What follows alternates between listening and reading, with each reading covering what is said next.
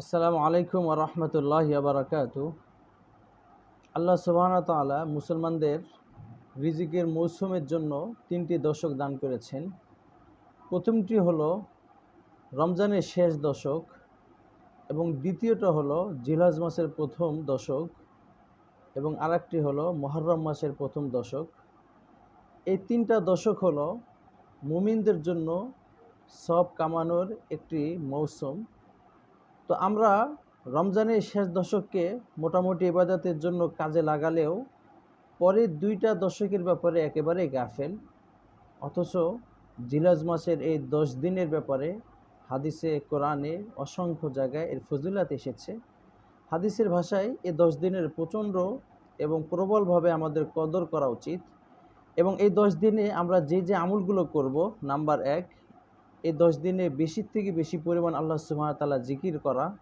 যেহেতু আল্লাহ সুবহানাহু ওয়া তাআলা কালামে পাকের মধ্যে বলেছেন, ওয়াযকুরু ফি আইয়ামি মা'দুদাত, তোমরা আল্লাহ সুবহানাহু ওয়া তাআলাকে এই দিনগুলোতে বেশি বেশি স্মরণ করো।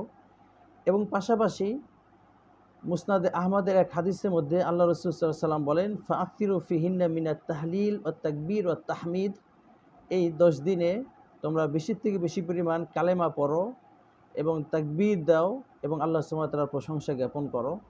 দ্বিতীয় আমল হলো, এই ১০ দিনে আমরা যারা কুরবানি দিচ্ছি এবং দিচ্ছি না, প্রত্যেকেই নিজের অবাঞ্ছিত লোম, নখ, চুল, দাড়ি ইত্যাদি কাটা থেকে বিরত থাকব এবং ঈদের নামাজের পরে যারা কুরবানি দিবেন তাদের কুরবানি জবাইয়ের পরে এবং যারা কুরবানি দিবেন না নামাজ পড়ে এসেই তারা এগুলো কাটবেন। এটাও কেমন যেন আমি আমার শরীরের কিছু অংশকে আল্লাহর রাস্তায় কুরবানি করলাম। এক হাদিসের ভিতরে উম্মে সালামা রাদিয়াল্লাহু তাআলা থেকে বর্ণিত আছে, তিনি বলেন, আল্লাহ রাসূল সাল্লাল্লাহু আলাইহি ওয়াসাল্লাম বলেন, ইদা রাআইতুম হিলালা যিল হিজ্জা, তোমরা যখন জিলহজ মাসের চাঁদ দেখো, ওয়া আরাদা আহাদুকুম আইয়ুদহিয়া, এবং তোমাদের কেউ কুরবানি করতে চায়, ফাল ইউমসিক আন শাহরিহি ওয়া আযফারিহি, সে যেন তার চুল, নখ ইত্যাদি না কাটে। এবং অন্য এক হাদিসের ভিতরে যারা কুরবানি দিবে না তাদের ব্যাপারটাও এসেছে। তবে অধিকাংশ মুহাদ্দিসিনদের মতে এই আমলটা বেশি প্রযোজ্য যারা কুরবানি দিবেন তাদের জন্য।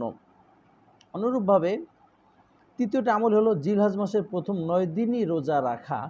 কেননা আল্লাহ রাসূল সাল্লাল্লাহু আলাইহি সাল্লাম বলেছেন, এই ৯ দিনের রোজাটা সব অনেক বেশি এবং এক একটা দিনের রোজা কেমন যেন এক বছরের রোজা সমতুল্য এবং এক একটা রাতের ইবাদত লাইলাতুল কদরের রাতের সমতুল্য।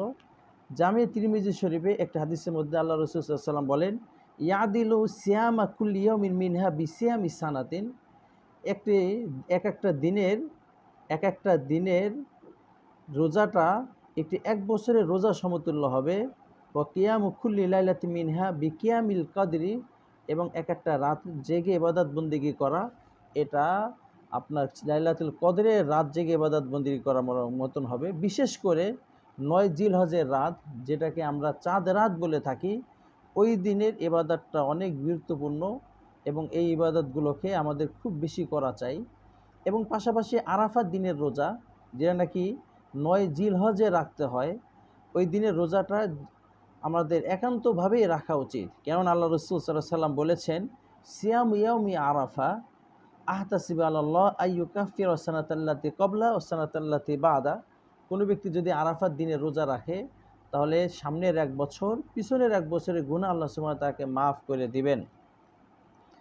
চতুর্থ নাম্বার আমল হলো, এই দশকে রাতগুলোতে সাধ্য মতন ইবাদত বন্দিগি করা। যেহেতু আমরা পিছনে হাদিসে শুনে এসেছি, আল্লাহ সুবহানাহু ওয়া তাআলা এক একটা রাতের ইবাদতকে লাইলাতুল কদরের ইবাদতের সমপরিমাণ সব আমাদেরকে দান করবেন।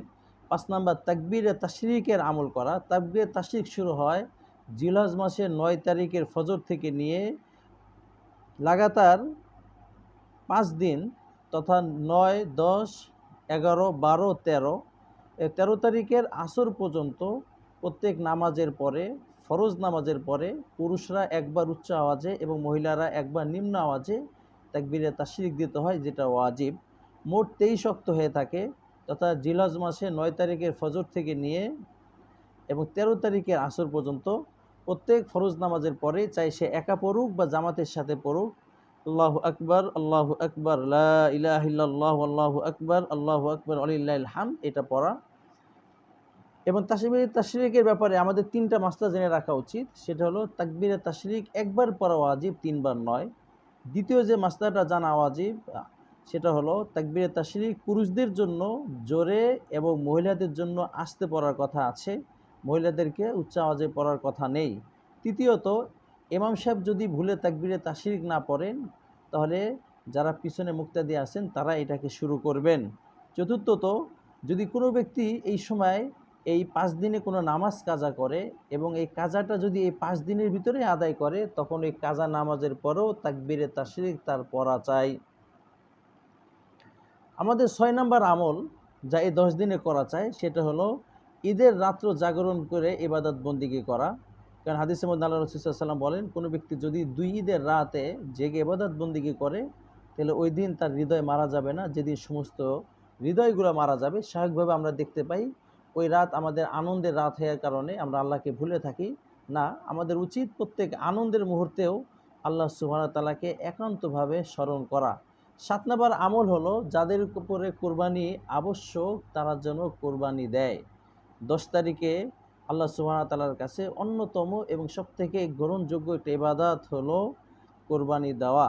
যেহেতু আল্লাহ রাসূল সাল্লাল্লাহু আলাইহি ওয়াসাল্লাম বলেছেন যে যারা কোরবানি দিবে তারা কি পাবে। যখন সাহাবীদেরকে কোরবানির ব্যাপারে জিজ্ঞাসা করলেন, আলোচনা করলেন, তখন সাহাবীরা জিজ্ঞাসা করলেন আমরা কোরবানি দিলে কি পাবো। তখন আল্লাহ রাসূল সাল্লাল্লাহু আলাইহি ওয়াসাল্লাম বলেছিলেন বিকুল্লি শারাতিন হাসানা, প্রত্যেক পশমের বিনিময়ে তোমরা নেকি পাবে। তখন সাহাবীরা জিজ্ঞাসা করলেন ফাসুফু, সুফ যে আছে, ভেড়া যে আছে, যার গায়ে প্রচুর লোম হয়ে থাকে, ওইটা যদি কেউ দেয় তখনও কি প্রত্যেক পশমের বিনিময়ে এক একটা করে নেকি দেওয়া হবে? আল্লাহ রাসূল সাল্লাল্লাহু আলাইহি ওয়াসাল্লাম বললেন বিকুল্লি শাহরাতিন মিনাস সুফি হাসানা, যদি কোনো ব্যক্তি সুফ কোরবানি করে ওইটারও প্রত্যেকটা ইসের ভিতরে সে সওয়াব পেয়ে যাবে। আমাদের 8 নাম্বার যে আমলটা এই রাতে করা দরকার এই 10 দিনের ভিতরে সেটা হলো হাজী সাহেবদের ইস্তেকবাল করা, হাজী সাহেবদেরকে হজে যাওয়ার ব্যাপারে সহযোগিতা করা।